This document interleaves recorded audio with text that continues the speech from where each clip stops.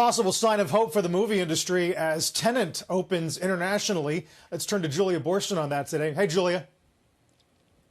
Hey, good morning to you, Carl. Well, it's the first wide release since COVID. Warner Brothers' Tenet, it grossed over $53 million across 20,000 screens in 41 international markets. Now, that debut would have been considered small pre-COVID, but industry watchers are reassured by the fact that this is the biggest ever opening by a Christopher Nolan film in 9 countries. Warner Brothers has said this release schedule is a marathon, not a sprint, with the film scheduled to open in the U.S. this weekend. Now, Tenet performed particularly well on Imax screens, delivering $5 million of the overall box office, over 9% of the weekend total from fewer than 250 screens. That's by far the biggest late August international box office weekend for IMAX, indicating consumer demand for IMAX's more premium experience.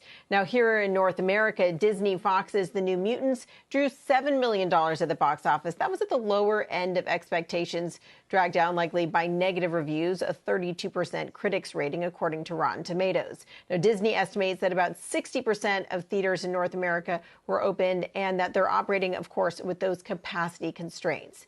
Now, one sign of the changing box office, Orion Pictures' Bill and Ted Face the Music, it grossed over $1 million. Now, that's notable that that's despite the fact that consumers could also rent the film for $20 or buy it for $25. A sign that despite the option of watching from home, and even with the threat of COVID, some people would rather watch from a theater.